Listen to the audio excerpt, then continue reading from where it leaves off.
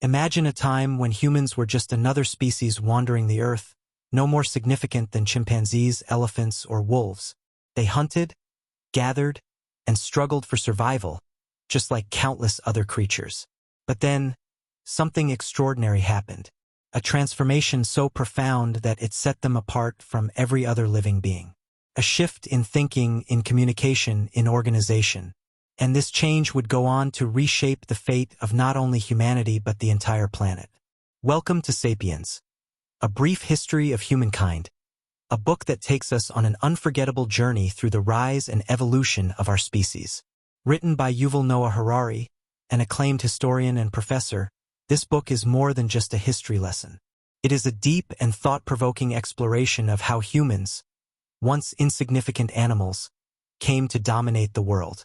Harari's storytelling is captivating, weaving together anthropology, biology, sociology, and economics to unravel the incredible history of Homo sapiens. He explores how our ancestors went from living in small, scattered groups to building vast empires, developing complex economies, and even reshaping the planet itself. The book raises fundamental questions about our past, present, and future. Why did Homo sapiens survive while other human species, like Neanderthals, vanished? How did our ability to create myths and shared beliefs shape the world we live in today? And most importantly, where is humanity headed next? This is not just a story of kings and conquests, of wars and revolutions. It is the story of every human who has ever lived. A story that explains why we think the way we do, why we believe in gods, money, and nations, and why our greatest strengths are also our biggest weaknesses. Throughout this audiobook, we will explore each section of Sapiens, starting with the cognitive revolution, when humans began to think and communicate in ways no other species could. Then we will witness the agricultural revolution, a turning point that allowed us to settle, build civilizations, and ultimately reshape nature itself. From there, we will move into the unification of humankind, where cultures and empires spread, connecting people across vast distances. And finally, we will uncover the scientific revolution, the age of discovery and innovation that continues to define our world today. But this is not just a book about the past. It is a mirror that reflects who we are today and a window into what we might become tomorrow. As we journey through history, prepare to question everything you thought you knew about humanity. Get ready to uncover the hidden forces that shaped our civilization, the ideas that built and destroyed nations, and the patterns that continue to influence our lives. Now, let's embark on this remarkable journey together. This is the story of how we, sapiens, became the rulers of the world. Let's start part 1, the cognitive revolution. 50,000 years ago, the world was home to multiple human species. They roamed the earth, hunting animals, gathering fruits, and surviving like any other creature. They had fire, basic tools, and even social groups. But despite all this, they were not much different from other animals. They had no real advantage over lions, elephants, or wolves.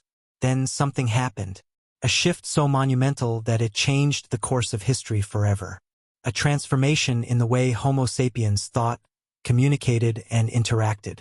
This event is known as the cognitive revolution, the point in time when our ancestors developed a new way of thinking and a unique ability to share complex ideas. This was the beginning of everything we now call human civilization. But what exactly changed? Before the cognitive revolution, human brains were not very different from those of other animals. Like chimpanzees, they could communicate simple messages, danger, food, or threats. They could warn their fellow beings about a predator nearby or show excitement over a new source of water. However, this type of communication was limited. They could not talk about things that did not exist in front of them. They could not tell stories, create myths, or spread complex ideas. Then, something inside the human brain evolved. Scientists still debate what triggered this shift. Some believe it was a random genetic mutation that rewired our neural circuits, allowing for advanced thought and speech. Others argue that social competition forced our ancestors to develop better communication skills. Whatever the reason, one thing is certain: this change was unlike anything the world had ever seen. For the first time, humans could imagine things beyond their immediate reality. They could talk about spirits, gods, and forces of nature. They could create legends about powerful ancestors, tell tales of heroic warriors, and spread warnings about unseen dangers. Most importantly, they could unite in large groups based on shared beliefs. This ability to believe in and spread fictions was the superpower of Homo sapiens. While other species were limited to small, close-knit groups, humans could form massive tribes and communities. A group of chimpanzees cannot unite more than a few dozen members because their social bonds depend on personal relationships. But humans could create and believe in myths, stories that united thousands and, eventually, millions of people. Think about it. Today, billions of people believe in the same religions, use the same money, and follow the same laws, none of which physically exist. You cannot hold justice in your hands. You cannot see human rights floating in the air. These are ideas, concepts, and shared beliefs that exist only in the human mind. And this all started with the cognitive revolution. With the rise of complex language, humans could now cooperate like never before. They could plan hunting strategies, create trading networks, and pass knowledge down generations. They could build alliances and form communities beyond the limits of personal acquaintance. This gave Homo sapiens an unmatched advantage over every other species. As a result, Homo sapiens began to spread.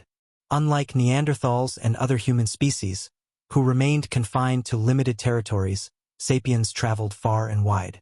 Within just a few thousand years, they reached every corner of Africa, ventured into Asia, and eventually crossed into Europe. Everywhere they went, they encountered other human species, Neanderthals in Europe, Denisovans in Asia, and other now-extinct groups. What happened to these other humans? Some believe Homo sapiens outcompete them. With superior cooperation, better weapons, and stronger group dynamics, sapiens may have pushed them out of existence.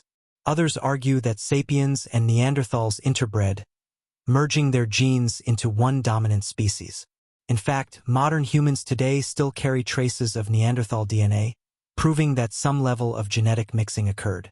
But whether through competition or assimilation, one thing is clear: by the end of the cognitive revolution, Homo sapiens stood alone as the only surviving human species. Yet, even as sapiens spread and conquered, they were still hunter-gatherers. They lived in small bands, moved from place to place, and relied on nature for survival. They did not yet build cities, farm crops, or establish empires. That stage of human history was still far away. But the cognitive revolution had planted the seeds of civilization. With their newfound ability to tell stories, share myths, and form larger groups, humans had unlocked the secret to domination. They were no longer just another animal. They had become something different, something exceptional. This transformation did not just change human history. It changed the history of the entire planet. It was the moment when biology gave way to culture, when genetics became less important than shared beliefs, and when an ordinary species took its first steps toward world domination. And this was just the beginning. The cognitive revolution set the foundation for everything that followed. It allowed for the rise of religion, trade, political structures, and even money. But the biggest transformation was yet to come: the agricultural revolution. For thousands of years, humans continued their hunter-gatherer way of life. They relied on nature's bounty, never staying in one place for too long. But soon they would take control of nature itself. They would stop roaming and start building. They would cultivate the land, domesticate animals, and create permanent settlements. And with that, the world would change forever. Join us in the next chapter as we explore the agricultural revolution, the event that reshaped human society, led to the birth of civilization, and set the stage for everything that followed. Stay tuned, and let's continue this incredible journey through the history of humankind. Let's start part 2, the agricultural revolution. For millions of years, humans lived as hunter-gatherers, moving from place to place, collecting fruits, hunting animals, and relying on nature for survival. They lived in small groups, never settling in one place for too long.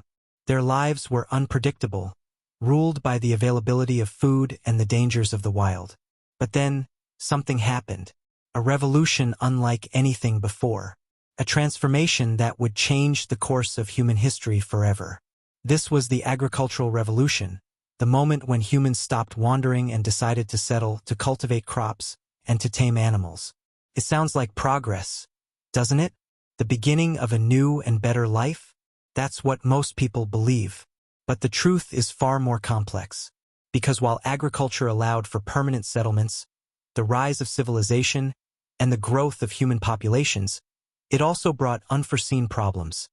Famine, disease, social hierarchies, and even the birth of inequality. So, was the agricultural revolution a blessing or a curse?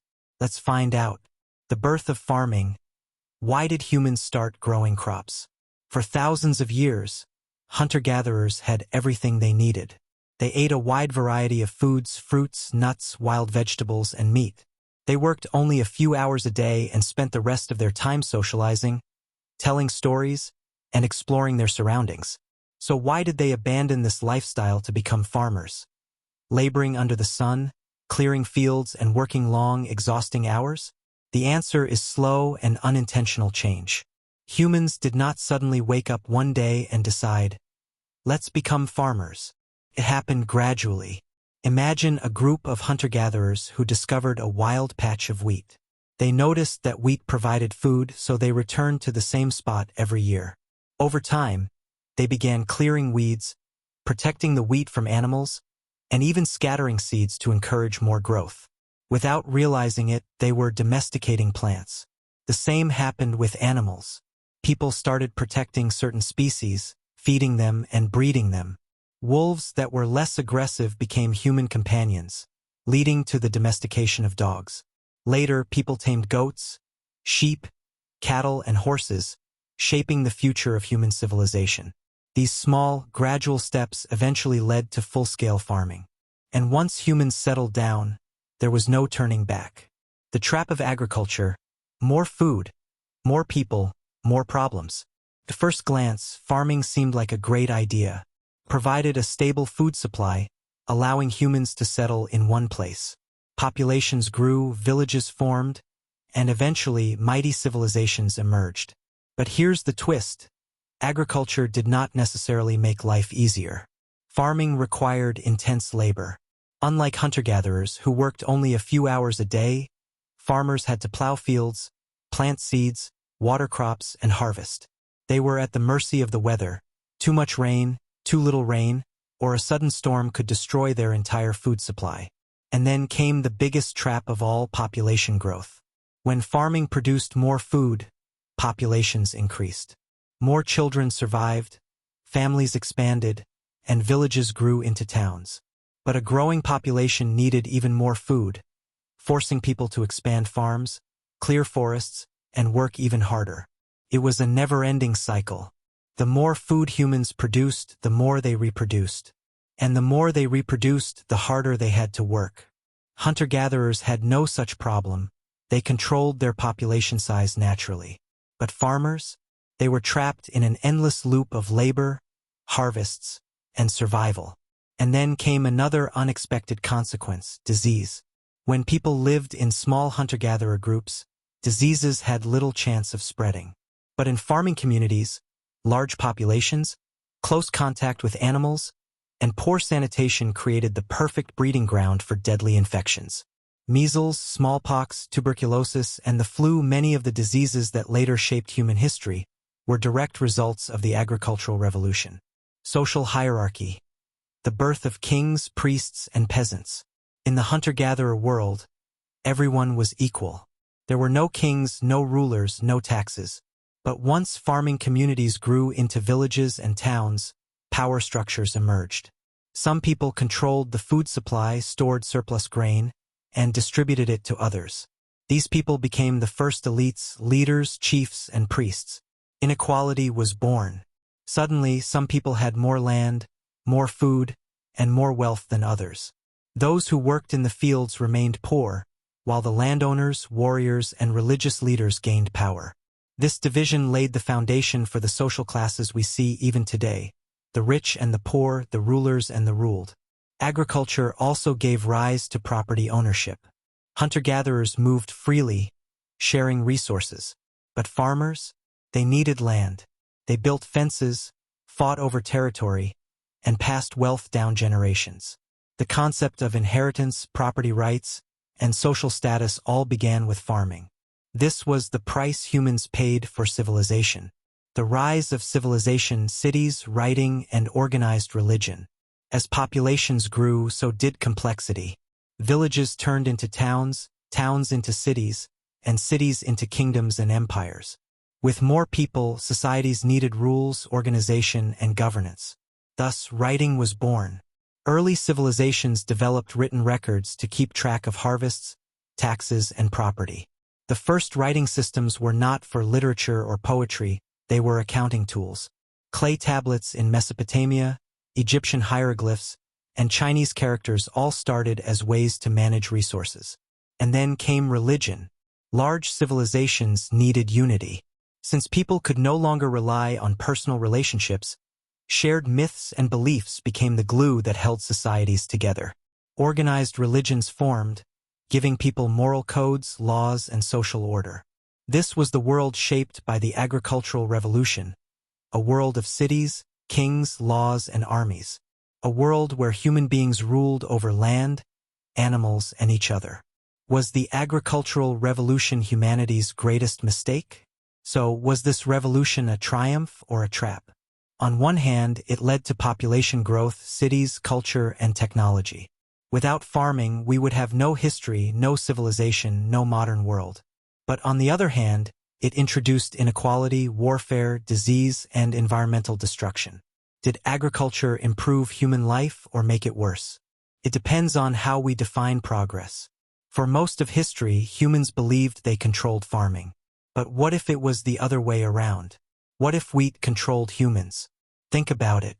Wheat forced people to settle down, to clear land, to work tirelessly to protect it from pests, droughts, and storms. Wheat made humans dependent on it, pushing them into a life of endless labor. Maybe we didn't domesticate wheat. Maybe wheat domesticated us. Whatever the truth may be, one thing is certain. The agricultural revolution set humanity on a path of no return. Up next, we will explore the unification of humankind, how cultures, religions, and empires spread across the world, uniting billions under shared myths and ideologies. Stay tuned as we continue this incredible journey through history. Let's start Part 3, the unification of humankind. For most of history, Homo sapiens lived in small, scattered groups. They spoke different languages, followed different customs, and had no idea that people in distant lands even existed. But today, the world is connected like never before. Billions of people across the planet share common laws, beliefs, and economic systems. How did this happen? How did humans, once divided into thousands of isolated tribes, come together under vast empires, global religions, and shared ideologies? Welcome to the unification of humankind, the third major transformation in the history of Sapiens.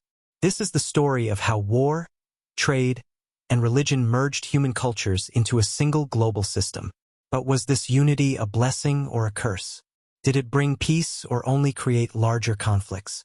Let's unravel the past to understand how humanity became one. The myth of isolation.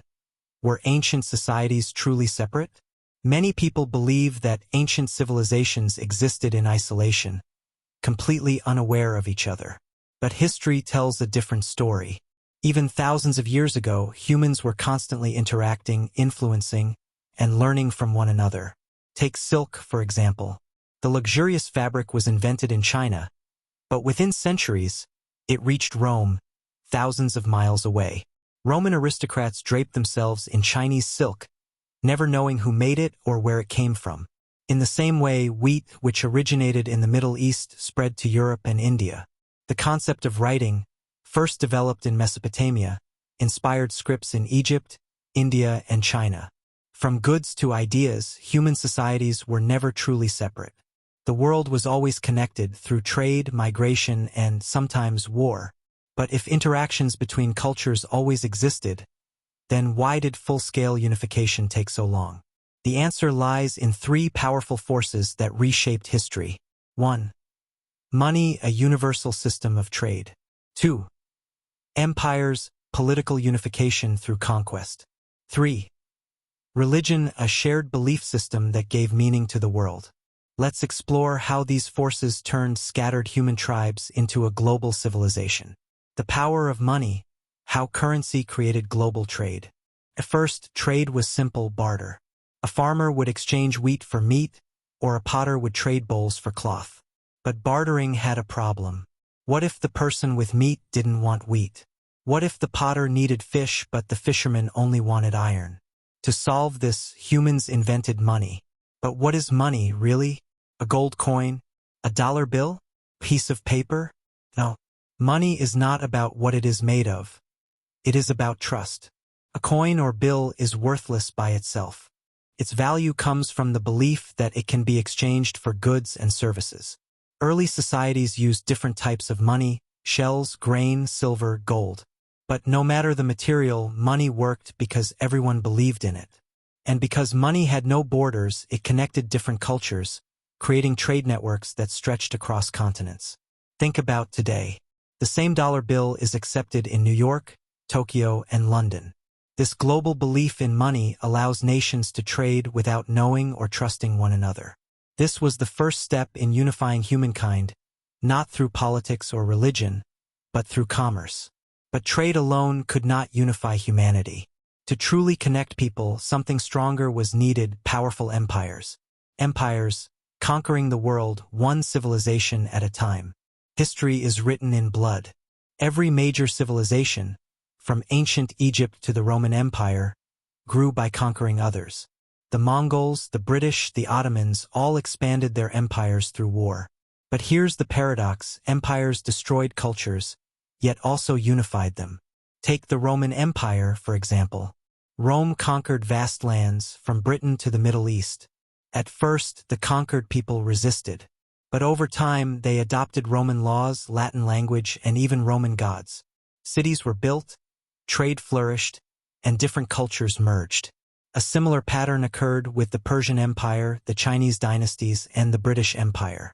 They started as conquerors but ended up creating shared cultures, legal systems, and infrastructures that lasted long after their rule ended. Of course, empires brought suffering: wars, slavery, forced labor. But they also created order. They connected distant lands, standardized weights and measurements, built roads, and established bureaucracies. And yet, even empires needed something more: a unifying idea that went beyond trade and force. That idea was religion. Religion, the unification of the human spirit. While money and empires connected people physically, religion connected them spiritually.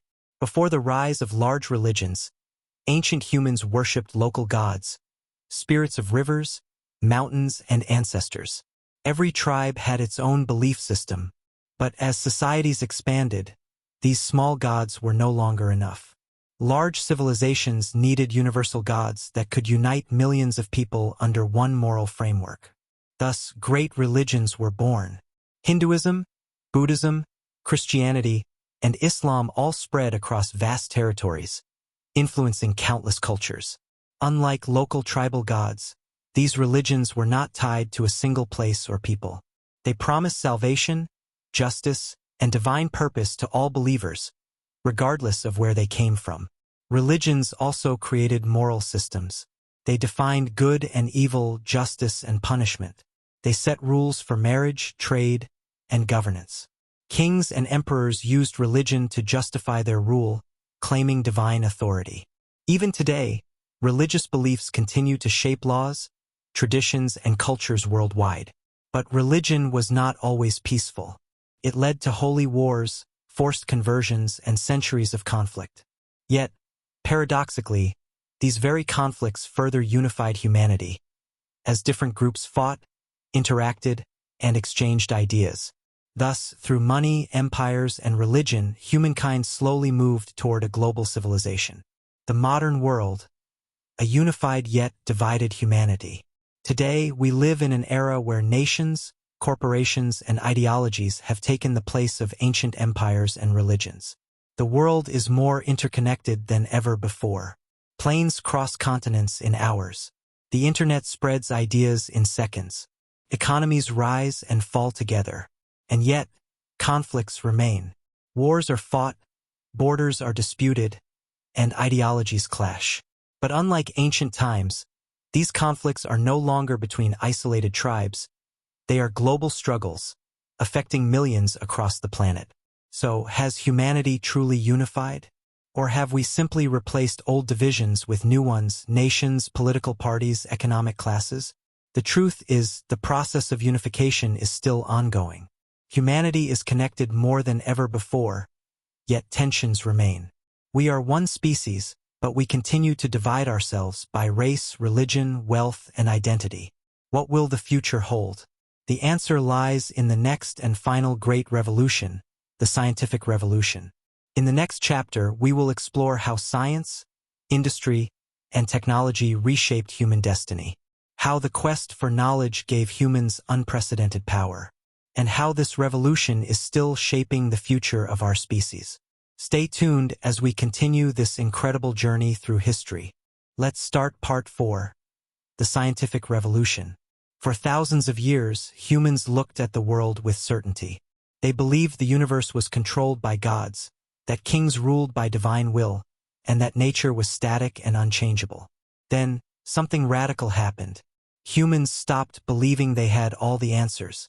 Instead, they started asking questions. This was the beginning of the scientific revolution, the moment in history when humans shifted from faith to curiosity, from myths to experiments, from destiny to discovery. It was not just a revolution of knowledge. It was a revolution of power. Science did not simply explain the world, it changed it. It gave humans the tools to conquer disease, split the atom, and even reach beyond Earth.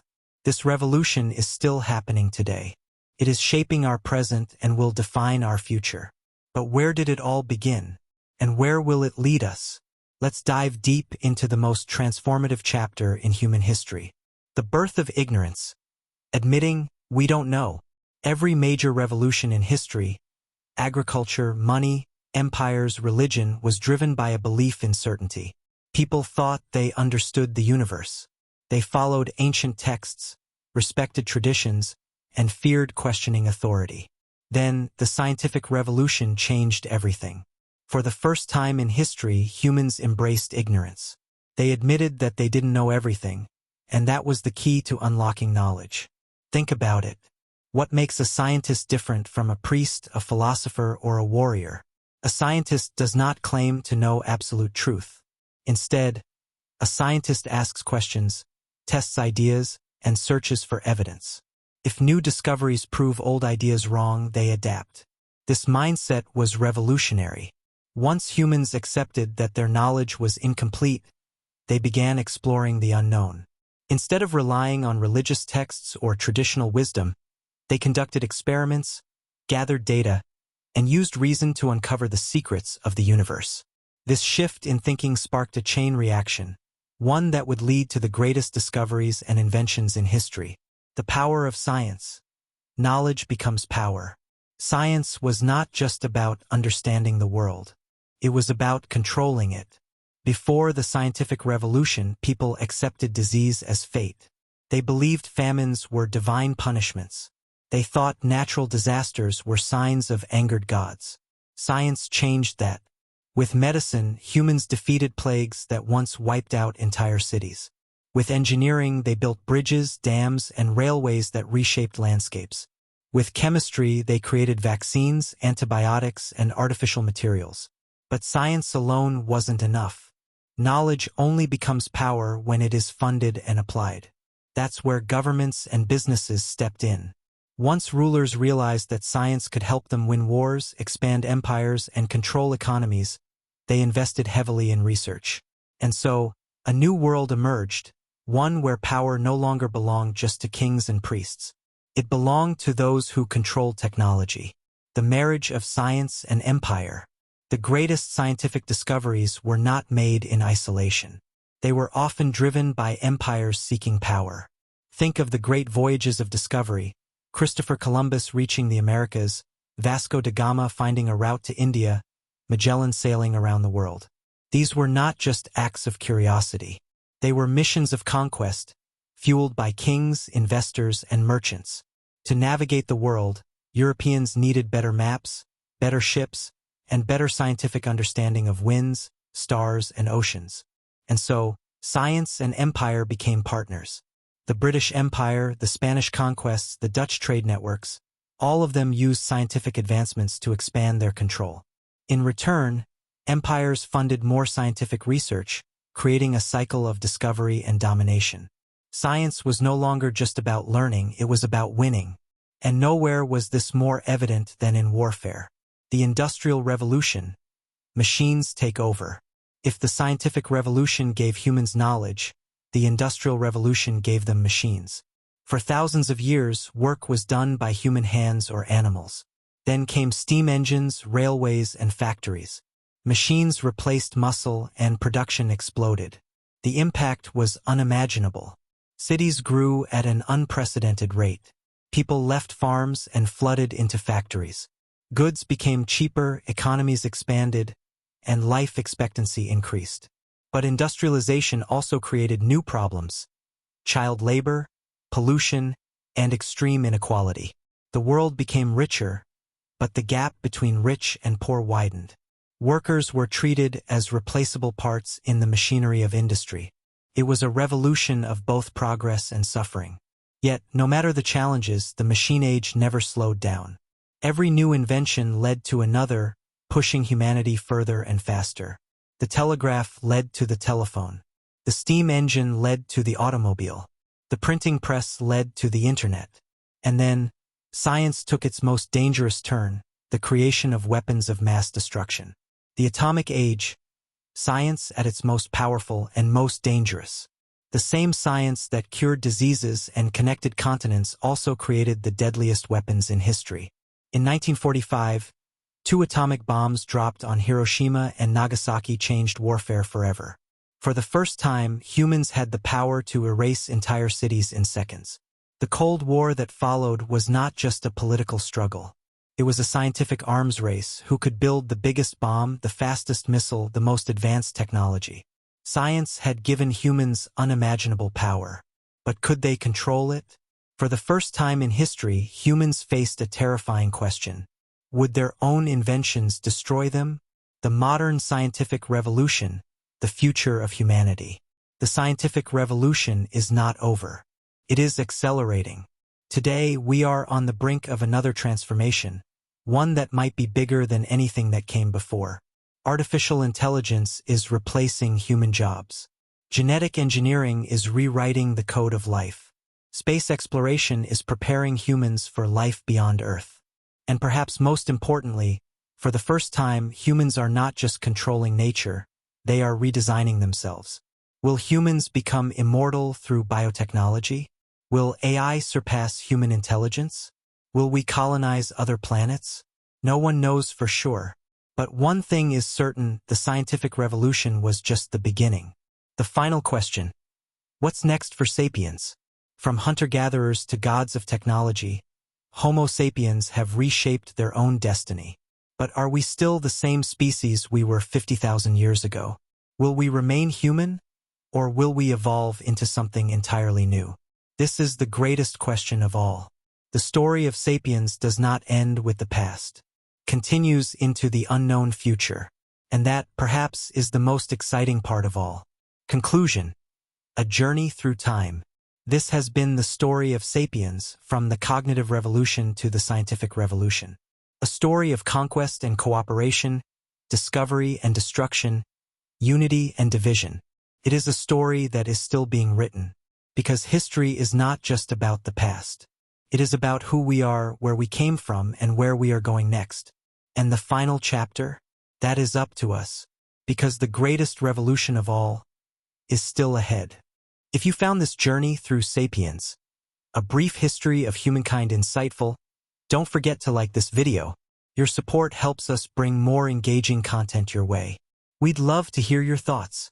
Comment below and share what fascinated you the most about human history. And if you haven't already, subscribe to the channel and hit the notification bell so you never miss an episode of thought-provoking explorations into history, science, and beyond. Thank you for being a part of this incredible journey. Let's keep discovering together.